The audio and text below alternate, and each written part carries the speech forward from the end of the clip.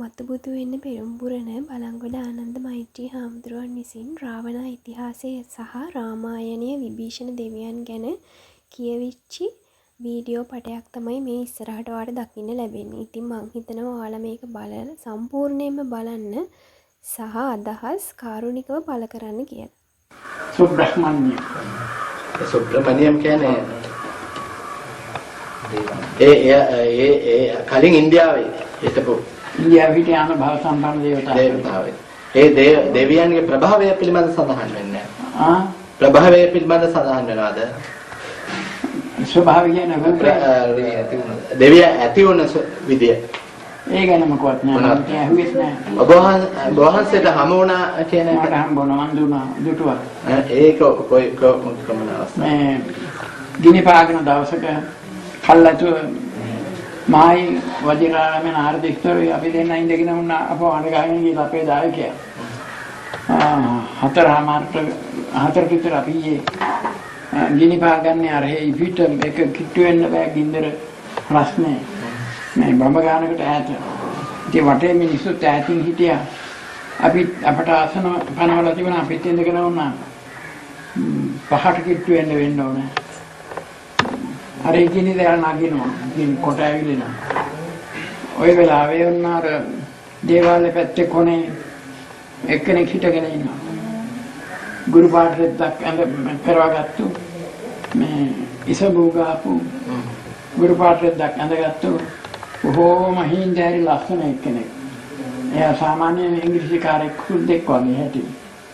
ඉතින් බලාගෙන හිටියා. එකපාරට පෙවුණා අපිට. අපි දෙන්න අමතක අනික් වෙනිසුත් දුටුවා. ක්ෂණයකින් මතුණාද එහෙම නැත්නම් ක්ෂණයෙන් එතන පෙනී හිටියා.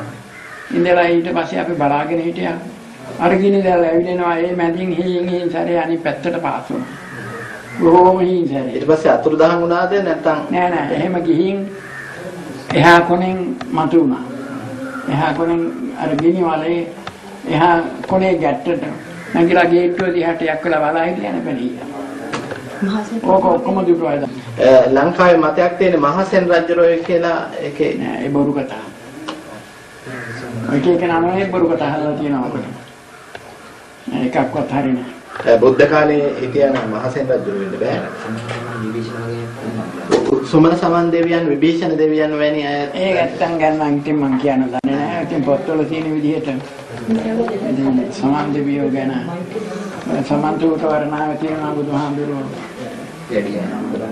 එහාට වැඩි විස්තර එහෙම. අද විභීෂණ දෙවියෝ ගැන ඉතින් ඔය රාමායනයේ කියන කතාව වෙන මොකවත් මම දන්නේ නෑ.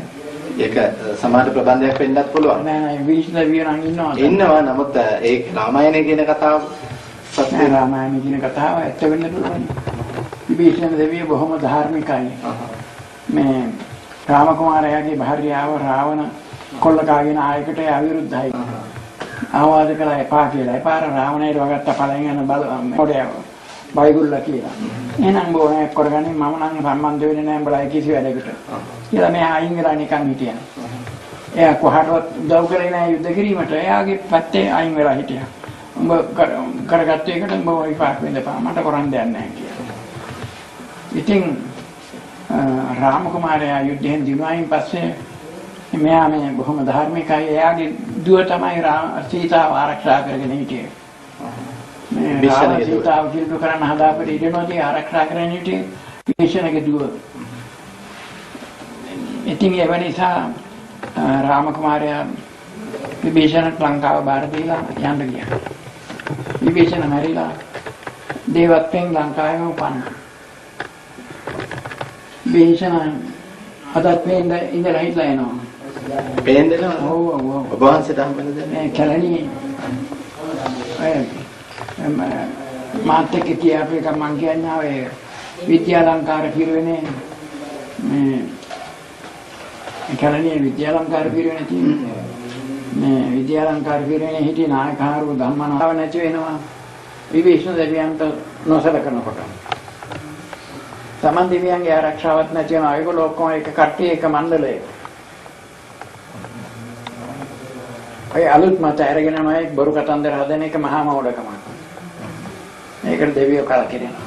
ඒ ඔබ වහන්සේ දැනගත්තේ දෙවියන්ගෙන්මද නැත්නම් ඔබ වහන්සේට තේරුණාද දැනගත්තද? මට ඒක තේරුණා. ඉතින් ඇයි ඔය පොත් කොයිවත් මං කියවලා තියෙනවා. ඉතින් ඒකෙන්ද මට පේනවා මේ අමුතු මත ඇති කරපුව ඔක්කොම බොරු. පැරණි මතයමයි හරි. එතකොට මෛත්‍රී බෝධිසත්වයන් වශයෙන් දැනට වැඩ සිටින්නේ